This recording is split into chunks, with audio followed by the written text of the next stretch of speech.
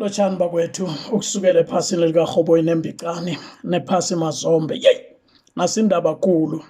kunento ezako izangamandla siwuruwuru bantwana bakwethu zitshejeke wena wenza isiqiniseko sokuthi mhlalilinye kukhukhula Mungu uba ingcenye yeqophamlando mntwana kwethu cala kuhlangene inkutani zekhethu ngibala umhloko nyakabungela ngibala uMakhasete ngibala uBlessing Christine ngibala uThuli Bathi bakhamba nembokotho mntwana kwethu ngikhuluma ngo-Audrey Kozwana wedumo lengoma ethi ganuganu